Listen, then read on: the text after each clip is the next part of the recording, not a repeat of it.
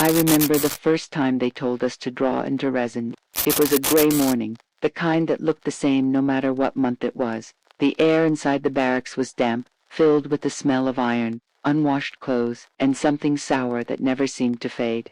A teacher named Friedel Dickerbrandeis gathered us in a corner near the window where the light still reached through the bars. She handed out small scraps of paper, some torn from old ledgers, others from packaging. No one spoke. The guards had shouted all morning, and silence had become our way of staying invisible. But then she smiled, and for the first time in weeks, I felt like I could breathe again. I must have been 12. My name was not important. Here our names didn't matter much anymore. They were replaced by numbers on lists, shouted in German, written in chalk on wooden boards. But when Friedel spoke to us, she called us by name. She said it softly, as if speaking those names out loud might keep them alive a little longer. She told us to draw what we saw, not what we wished. The truth is already heavy enough, she said. I didn't fully understand what she meant, but when I looked around the room, I realized what she was asking. The truth was in the faces of the people sleeping beside us, in the children staring at the soup line, in the way everyone flinched when a door slammed. So I drew the barracks first. I used the stub of a pencil she gave me and the brown side of a piece of wrapping paper. The lines came out crooked because my hands were trembling. I drew the long wooden bunks, stacked 3 high, the empty buckets in the corner, and the small square window with bars that sliced the light into 4 perfect pieces. When I was done, Friedel looked at it for a long time. Then she nodded and said, "Keep it. One day, someone will need to see this." I didn't know who that someone would be. At 12, the idea of a future seemed almost impossible to imagine. Before the war, I used to draw my cat sitting in the garden, my mother hanging laundry, my father reading the newspaper by the window. They were ordinary things, and I loved drawing them because they felt safe. Now, everything I drew belonged to a different world. In Terezin, there were no cats, no gardens, no fathers reading by the window. There were only lines of people, guards, fences, and faces that looked older than they should have been. Sometimes, I tried to draw color even though I only had black and gray pencils. I shaded the walls in lighter tones, pretending that maybe sunlight was hidden somewhere inside the paper. It was the only way I knew to remember what warmth felt like. Terezin was called a model ghetto. The Germans used it for propaganda to show that Jews were treated well. They even filmed parts of it, forcing people to smile, to walk calmly as if nothing terrible was happening. We called it the City of Lies. Behind the staged scenes, people starved, grew sick, and disappeared every night. When the transports left for the east, no one asked questions anymore. We knew what that meant. I remember one boy, Tomas, who sat beside me every time we drew. He was small and had a laugh that sounded like a hiccup. His favorite thing to draw was birds. "If I draw them enough," he whispered once, "maybe they'll take us away from here." Friedel didn't stop him. She told us that even in Terezin, imagination was a form of freedom. But sometimes, after class, she collected our drawings carefully, tied them with string, and hid them in boxes. She said we must not let the guards find them. "Art tells the truth," she whispered, "and truth is dangerous here." Every morning began the same way with the whistle, the shouting, the counting. We stood in the yard, our feet sinking into the mud, waiting for our numbers to be called. The adults tried to make us stand straight, to look obedient, but our knees trembled from hunger. After roll call, we worked. Some cleaned, some carried buckets, some helped in the kitchens if they were lucky. I was small, so I scrubbed the floors of the dormitory and fetched water from the pump. The bucket was heavy, and sometimes I spilled half of it before reaching the door. But in the evenings, when Friedel gathered us again, it was like the world softened a little. She had a way of talking that made you forget where you were. She told us about Vienna, about art schools, about colors that had names like vermilion and cobalt. She said the world was made of more colors than anyone could imagine, and that each one had a feeling attached to it. I didn't know what those colors looked like anymore, but I could hear them in her voice. Sometimes I drew my mother from memory. Her hair, her eyes, the way she used to hum while cooking. I drew her even though I hadn't seen her in months. She had been sent on a transport to the east, and no one ever came back from there. Friedel never asked about her, but I think she knew. She let me keep those drawings hidden under my mattress, small folded papers that I looked at when the nights were too long. They were my proof that she once existed. that I wasn't born inside these walls. Winter came quickly that year. The barracks grew colder, the soup thinner, the sickness worse. But Friedel kept teaching us. Even when her hands shook from fever, she would sit with us, helping us trace lines on scraps of paper. She said that every drawing we made was a message to the world, even if we never got to send it. "If you survive," she said one night, "tell them what you saw. If you don't, maybe your drawings will." There was one moment I'll never forget.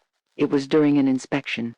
The guards were searching the dormitories, throwing things around, shouting. We were terrified they'd find the drawings. Friedel had hidden them under the floorboards in a small suitcase.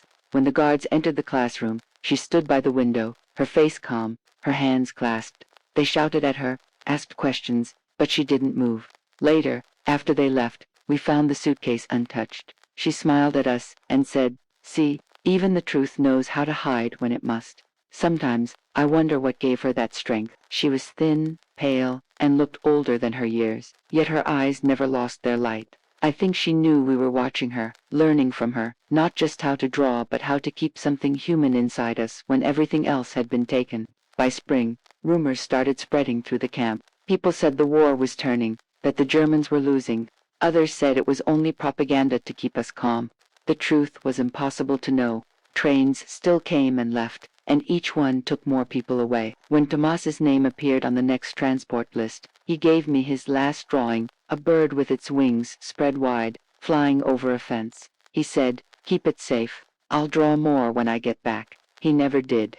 I kept that drawing hidden inside my shoe. It was creased and dirty, but I couldn't let it go.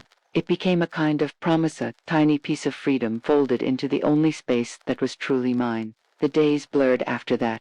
The faces changed. The numbers grew smaller, and the sound of trains never stopped. Friedel kept teaching us until the very end. She said we must never forget how to see, even if the world around us wanted to erase everything.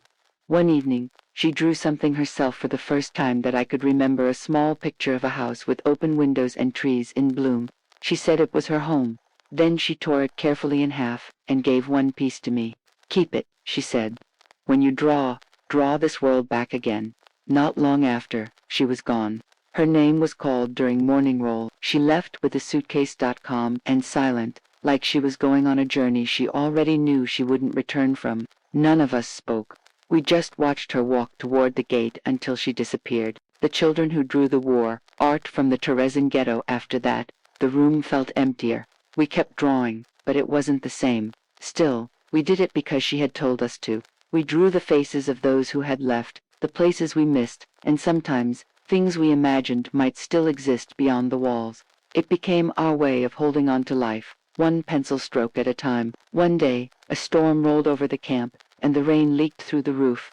Water dripped onto the drawings we had hung to dry. I tried to save them, pressing them against my chest, but some of the colors bled and faded. I remember thinking that maybe that was how memory worked, never completely erased, just blurred at the edges, softened by time. When the war finally ended, I was one of the few who remained. The others, Tomas, Friedel, the girls who used to sit beside me, they were all gone. The drawings they left behind were found hidden inside suitcases, boxes, and walls, thousands of them. I remember watching as someone lifted the papers gently, one by one, their edges yellowed but their lines still sharp. It was like seeing ghosts return. They said those drawings would go to museums, that the world needed to see what we had seen. I wondered if people would understand that these were not just pictures, but memories of a world that was both terrible and human. Sometimes, even now, I close my eyes and see Friedel standing by the window, sunlight breaking through the bars. Her voice steady. "Draw what you see, my child. One day, someone will look, and they will know." When the gates finally opened, I didn't believe it. We had seen too many tricks, too many false dawns. The guards were gone, the sirens had stopped, and there was a silence so heavy it didn't feel like freedom yet. I was 15, though I looked no older than 10. My hands were trembling as I stepped outside the camp for the first time. The air smelled of damp grass and something else, something clean. It had been so long since I deep-breathed without fear that I didn't know what to do with it. They told us the war was over. That word "over" didn't make sense at first. It was like saying the rain had stopped after you'd already drowned. The people who came to help us spoke gently, offering food and blankets. but I didn't trust their kindness right away. For years, every order, every gift, every smile had been followed by something cruel. My body had learned to brace for it. There were only a handful of us children left. We didn't cry when they told us we were free. We didn't run or cheer. We just stood there, silent, watching the gates swing open, as if waiting for someone to shout that it was all a mistake. Someone asked my name, and for the first time in years, I said it out loud. It sounded strange in my mouth, too soft, too alive. The woman who wrote it down on a clipboard smiled at me, but I looked away. I was afraid that if I believed in her smile, it might vanish too. They took us to a nearby town where the Red Cross had set up shelters. The rooms were small but warm, with beds that didn't shake when you moved. For days, I couldn't sleep on the mattress. It felt too soft, too unreal.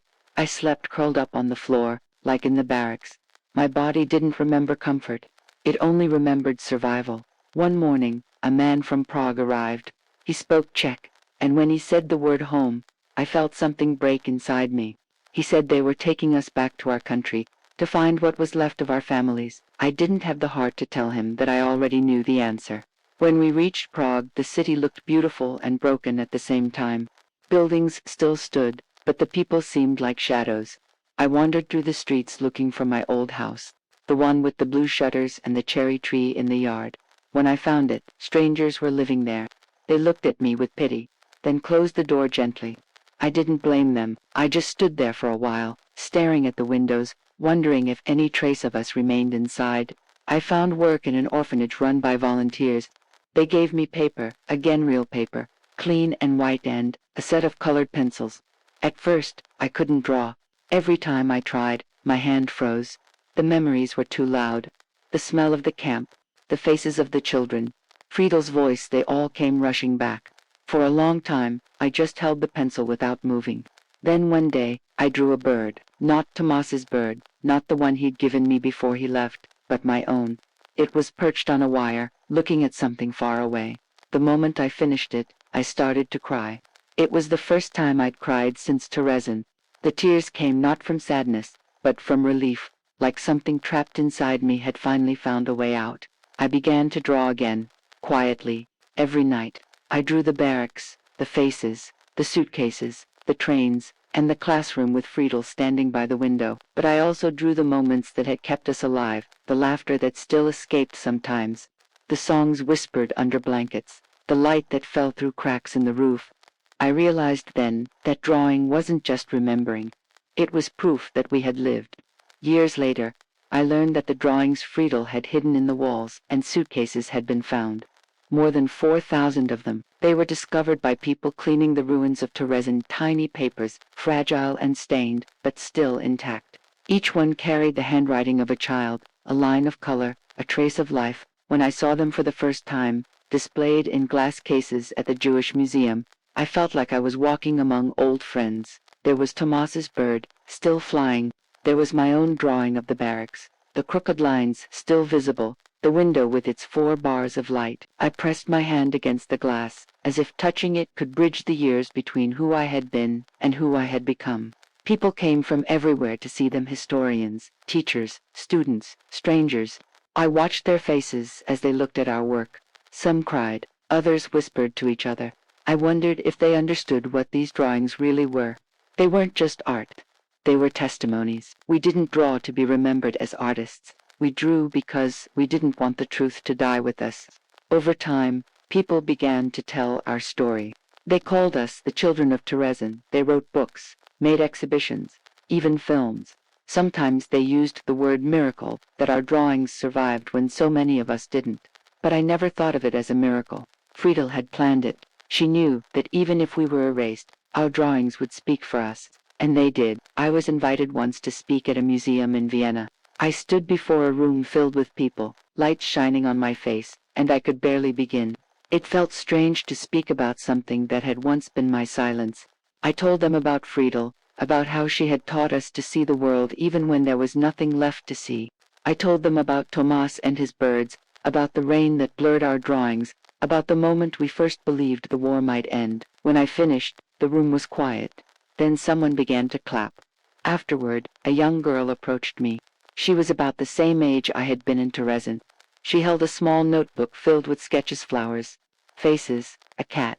She looked nervous as she asked, "Do you still draw?" I smiled and told her, "Every day. But now I draw so I can remember what peace looks like." At home, I kept a small box of things from that time. Inside was Tomas's drawing, the half of Friedel's house she'd given me, and a pencil stub wrapped in a ribbon. Sometimes, I opened it just to remind myself that all of it really happened, that the children I'd known were not just names in a museum, but voices that had once filled the room with laughter. In the years that followed, I worked as an art teacher. I didn't talk about the war much, but I told my students that drawing is not just about seeing, it's about remembering. I told them that every line they make has a story, that every color carries a heartbeat. I wanted them to know that art could outlive hate. Even now, when I walk through an exhibition and see our drawings under the soft museum lights, I can almost hear Friedel's voice behind me. Draw what you see. But what I see now is not the camp, it's the faces of the children who once sat beside me, pencils in their thin hands, drawing the only world they knew. I've often wondered why I survived. Maybe it was luck, maybe chance, but sometimes I think it was because I still had something to draw, something to tell. Friedel once said that art could hold truth even when words could not. I didn't understand then, but I do now. Words fade, but a line of graphite pressed into paper endures.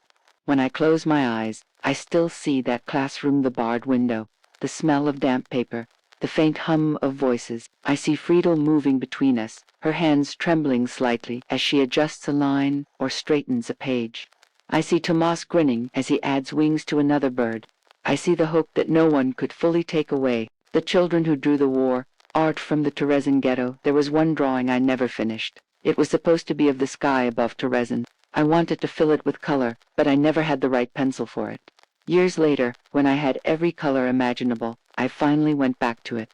I filled the sky with pale blues, streaks of pink, and traces of gold. When I was done, I realized something. It wasn't the sky over the camp anymore, it was the sky over freedom. Sometimes, people ask me if I hate the world for what happened. I tell them no.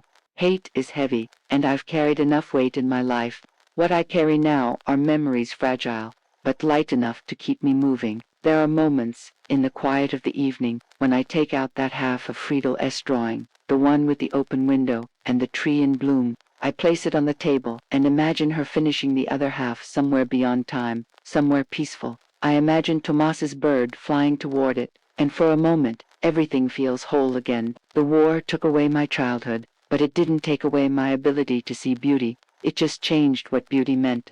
To me, beauty is a piece of paper that survived a fire. It's a line drawn by a trembling hand that refuses to give up. It's the proof that even in a place built to destroy us, creation still existed. The children of Terezin were told they would never be remembered. But we are. Every time someone looks at those drawings, every time a teacher tells our story, every time a child somewhere in the world picks up a pencil and begins to draw, we live again. We were not soldiers, not rebels, not heroes. We were children. And all we had were lines and colors, and somehow, that was enough to outlive the war.